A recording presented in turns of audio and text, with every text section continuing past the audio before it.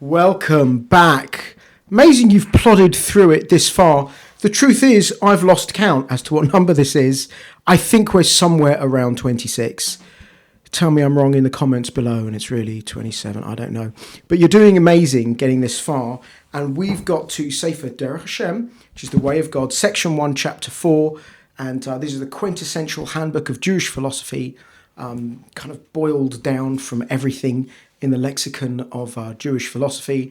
And we're kind of coming up to the end of the first quarter of the book, you should know. You're doing very well going this far. And we're all the way at the bottom of page 73 in this book. But if you're using a different print, we're section 1, chapter 4.11. Now, I think last time, did I give you the mezuzah homework? I think I gave you the mezuzah homework, right? So the mezuzah homework was that you should stop for a few seconds, no more than a few seconds per month, and sit by a mezuzah or stand by a mezuzah, totally personally, got nothing to do with anyone else, just you and Hashem, and just think about the three concepts of the mezuzah. There's only one God, you've got to love him with all you got, and there's schar v'onish, there's reward and punishment, there's recompense for every deed you do. And it's that kind of thing which kind of realigns you. And the more you do it, obviously you should only do it once a month. Start once a month until you feel very kind. Literally, pick the 15th of the month. Then if you feel really good about it, set a reminder in your phone, the 15th of the month and the 1st of the month. You know what I mean? Until you get really, don't jump in by doing it every day of the week. It's too much. Just think of it just like at very, very, set intervals. And these are your paths to God consciousness. He's going to say that now on point 11, which is where we got to.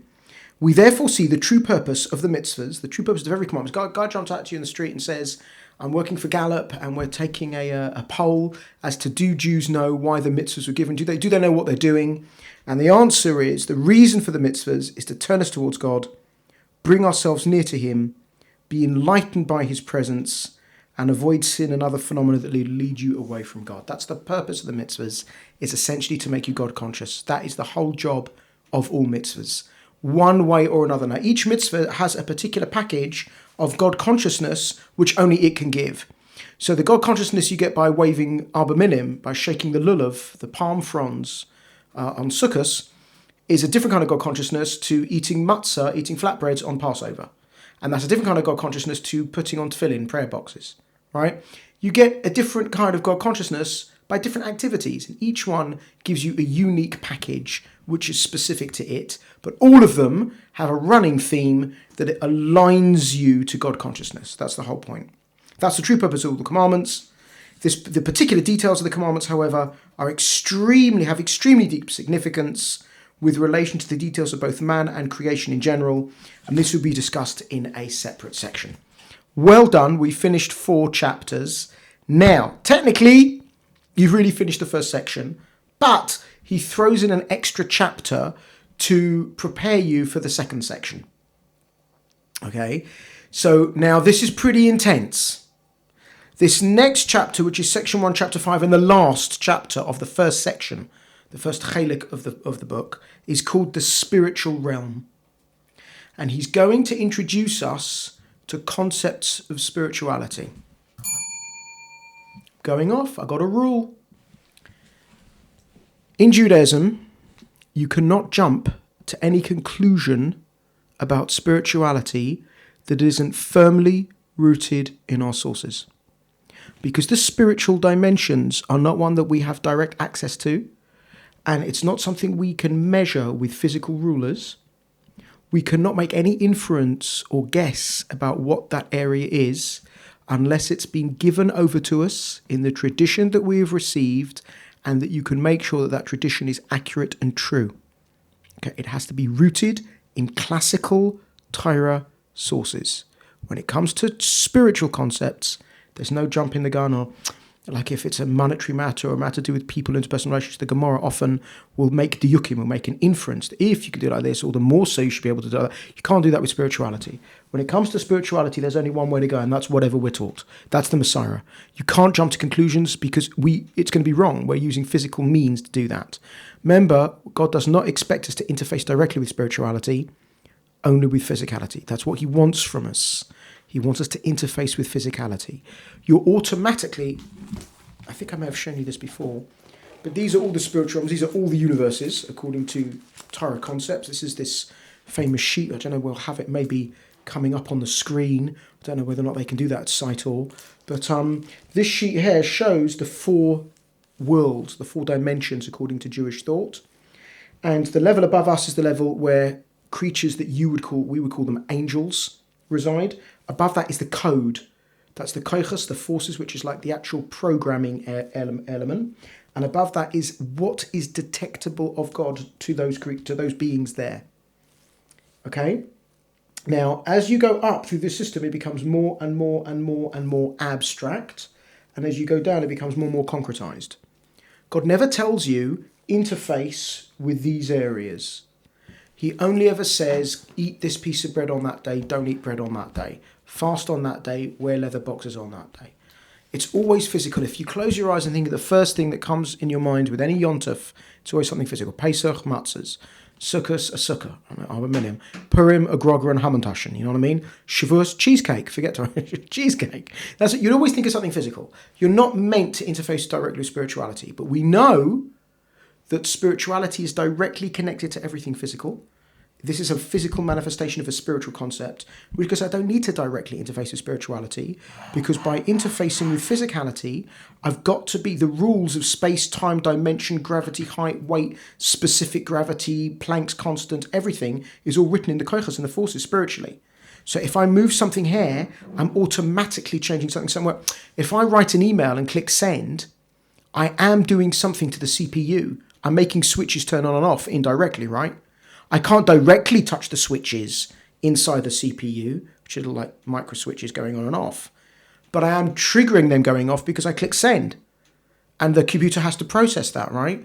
So that's it. It's the same thing. I don't have to directly touch the CPU, the koichas, the code, the CD, the MP3 file itself. I can just click play on my MP3 player and I'll access the MP3 file through the interface of the command unit, be an MP3 player or whatever it is. Does that make sense? I went off there a bit, but don't worry. Come on. We'll just do this together. It'll be fine. Let's jump into page 75. Okay. Creation in general consists of 2 basic components, the physical and spiritual. Full stop. That's it. There's physicality and spirituality. Rabbis and Rebbetzins listening to this. God isn't either. He's not physical and he's not spiritual. God is not Ruchni. Ruchnius is just something else he invented as an interface between him and you. The higher up you go in the dimension, the more abstract it is, that's spirituality. The lower you go down, the more concretized it is, that's this place, that's physicality. Physicality and spirituality are just things he made. He is neither. He's beyond all those concepts. Think about it, do you remember the blue-orange? If you stayed all the way from the beginning, the blue-orange in the room on the table. So I'm thinking up the blue-orange in my mind of a blue-orange sitting on a table. That table, the laws of gravity, the room, the light, everything is all blue-orange. It's all in my mind. It's all an outcome of my imaginative protect. There's no difference between the blue-orange and the table, except for the fact the table's only there for the blue-orange. So too, spirituality and physicality are only there as a framework for you. You are the focus of the spiritual and physical universes. It's not a problem for God. So he doesn't mean, isn't as if, well, it's a big place, isn't it, the physical? Not for God it isn't, no. The whole thing is a speck of rotson somewhere in his, The physical is that which we experience with our senses.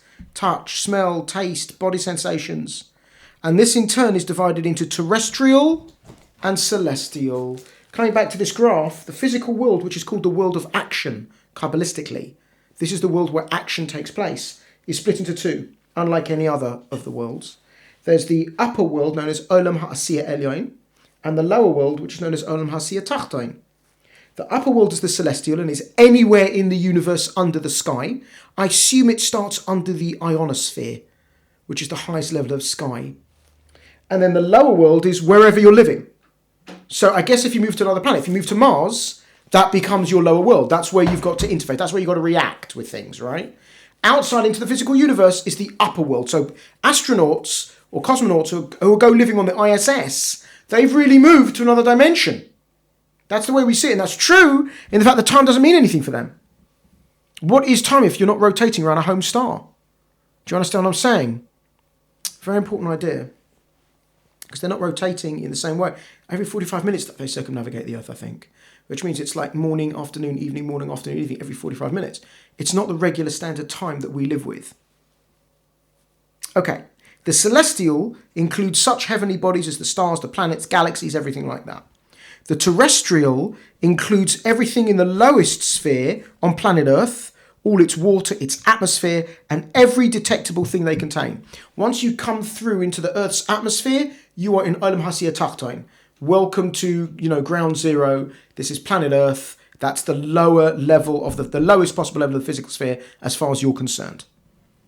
The spiritual consists of all entities which are not physical and which cannot be detected by physical means. You can't take a burette, a ruler, a scale and measure a soul. It doesn't work like that. These in turn are divided into two categories. All right, I love this. This is great. You're going to love it. Come with me here, right? Imagine an alien comes down in a flying saucer and lands outside, and he's got a clipboard, very busy man. And he walks around and he's going, oh, man. So his captain's called Jeff. I don't know why they have Earth names. And he's been sent on a mission to categorize, very generally, all life on Earth. That's what he's got to do. Just writes it down, gets back in his flying saucer, goes somewhere else and does the same thing. Goes around all the universe, it's a job, categorise life in all the universe. That's basically his mission. So he lands on planet Earth one day, right? So he comes to planet Earth. How would you categorise all life on Earth as simply as possible? Answer. I think it's fair to say, generally, obviously, this is not David Attenborough over here. He's not a paleontologist and, botanist and things like that. Generally, you would say there's plants, there's animals, and the dominant life form is humans. So, what about bacteria? What about fungi or lichens that don't really fit into that? Certain crustaceans and, what about, polyps and what about coral? Yeah, okay, but Derech, around about, they basically fit into something similar. As far as Jeff, the commanding officer, he's happy with that. There are plants, there are animals, and the dominant life form on planet Earth would be humans. Good to go. You're good to go. You've summed up planet Earth. We're going to be as basic and as simple in our summing up now of the entire spiritual realm. If you were to take a flying saucer and fly around all the spiritual realms, you would only find 3 different kinds of spirituality. There's 3 things only, which are spiritual. There's only 3 things which are spiritual. Number 1, there's 2 categories. One is souls and transcendental beings. There's souls and transcendental beings. Now, let's just split up transcendental beings. Transcendental beings, which are spiritual beings, are either angels or forces. They're sentient beings, these forces. And these angels are sentient beings. They're spiritual, they're not physical. But there's a third class, which is souls.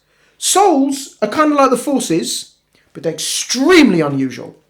Souls are highly unusual in the fact they are designed to be tightly bound to a physical component, which is as weird as onion chewing gum. Onion chewing gum's pretty weird, right? Ever seen it? That'll be the weirdest. That's a really rare breed of hubba bubba. You know what I mean? It's like, I'll take the onion flavour, please. It's like, we don't have any. It's really weird. Everything is spiritual. Everything is physical. And there's this thing in the middle called a soul, which is a spiritual entity, but it has a component which latch onto physical elements. So if we take a human soul, this is the anatomy of a human soul here. A human soul has 6 components. And certain components are rooted and embedded in physicality, and certain components have no access to physicality whatsoever. It's like a chain with an anchor on the end attached to a boat floating above the surface. Yeah?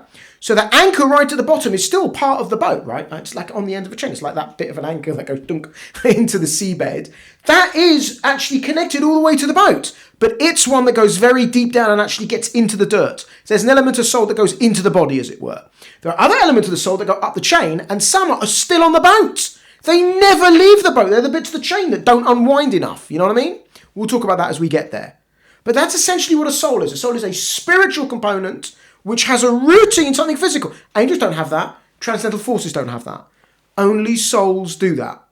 Let's see it inside, make sure I'm not making it up.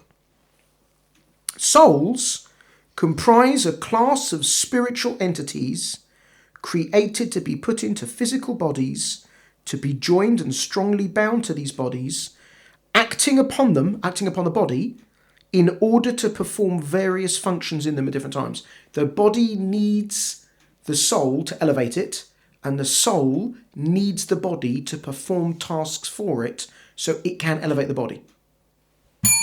You missed a really important word.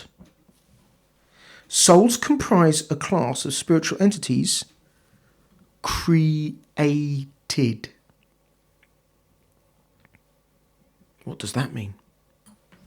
If you only get one thing from this whole series, get this. A soul is not a bit of God. You do not have a bit of God with you. You have a bit of godly divine force. You have a bit of the koiches, which is a divine element compared to man, but God is outside this system. This system is not God. God is not this system. This is merely a system he interfaces with. You are not a bit of God. Don't let anyone... Chelek Elokai Mamal, Rabbi. It says a portion of Elokai, Mamal, from above. Yes, that's correct. Angels are called Elokai. Moshe Rabbeinu was called Ish Elokim. Do you worship him at a shrine? He was a God-man. Does that mean he's a God? No, not at all. He was godly. A Dayan, when he issues a correct ruling, has the din of being Elokim, an Elokim class being. There's a whole breed of angels called Elokim. You can actually call them Elohim, okay, because it's not God himself. Like you can say Elohim Acherim. Other gods are idols. So the word Elohim actually is very, very wide in its... You can just talk about, I don't know, any idol in any other house of worship, or we go all the way to God himself, because he is the most divine being that exists. But there's other levels of divinity here when you talk about spirituality. We have an incredibly high level of spirituality associated with us. That's called a human soul. That human soul is not a bit of God. Number one, God can't have any bits. We said already about the 6 things we know about him. He has no compartmentalization. He's completely simple. He's completely unified. There's no bits. 2 is souls can get damaged, which means if God's a bit of your soul, he's getting damaged, which is impossible because he's perfect. He can't undergo damage. And 3 is, as we'll learn, some souls are destroyed. You can't destroy a fraction or fragment of God himself. The whole thing is complete nonsense. Or another thing. God created the entire universe to give his good to another. If that other is a fragment of himself, then he's actually giving good to himself. Bonkers. Also, if God is a bit of your soul, that means your Yetzer Hara, your body, can overrule your soul and eat a bacon sandwich when you're not meant to. Right? Not to save your life, there's no other reason, right? But that means you're overruling God himself in you. That doesn't make sense. The whole thing's nonsense. It's all nonsense. It's all complete nonsense. God is not a bit of you. Don't walk around thinking you're a bit of God. That's ridiculous. Insanity. Pagan avoiders are wrong. Are you a repository for something incredibly lofty within the system? Yes. That's true. That's true. It says the word created. Spiritual entities a soul is created. God didn't undergo any creation. If he did, he'd be imperfect. A soul is a created being, and it can be destroyed. It can be damaged relatively easily, I'd like to say. It's quite fragile. Okay. All right. Transcendental beings compose a class of spiritual entities that are not created to be put into bodies.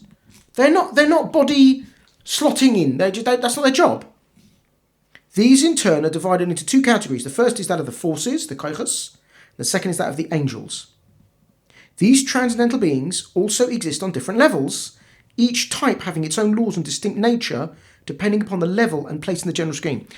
That guy, that alien that comes around reporting to Jeff, he says there's lots of animals.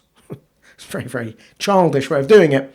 A bee is an animal. An elephant is an animal. They are very different animals. One has its skeleton on the outside of its body. One has its skeleton on the inside of its body. One has compound eyes and doesn't have blood. And the other one has mammalian eyes and does have blood with the homeostasis system. One has big floppy ears, which are very cute. And the other one has ears in its knees. They're very, very, very different creatures with very different roles and very different jobs in nature. But they're all animals. One's an insect, one's a mammal. Yeah, but they're animals. Within the area of angels and transcendental forces, there's many species, genus, groupings, just as you would say for different creatures on Earth as well, that you would start categorizing them into blocks. Say, well, that's an insect, that's an arachnid, etc., so too there are many breeds or types or species of angel and force. Each is considered circumscribed by their role and structure for the particular thing that God wants them to do. Like he wants bees to go around pollinating things and making honey. And he wants elephants to organise savannas and knock down trees to make sure that there's not too much forestation so that creatures like wildebeest and zebra can roam because they can't walk in forests. You know what I'm saying? Each animal has its particular job. So great is the variation between angelic types that each group could be called a different species in a general class. This is the general class of the angelic. So there's lots of different breeds or types of angels. But overall, it's right to say they're all angels. Just like it's overall right to say bees and elephants are all animals. Yeah, you go to the zoo, they're all animals. There's lots of animals there. They're very different. Yeah, they're just all animals. So we're kind of going really general here, but you get the idea. You know what? The next bit is a tough bit to start with. To end with, rather. So what I'm going to do is I'm going to stop here, and we'll end this one here, and we'll start the next bit with this more complicated topic, which needs about 10 minutes to go through, and we'll do that together, okay? I'm looking forward to doing that with you then. All the best.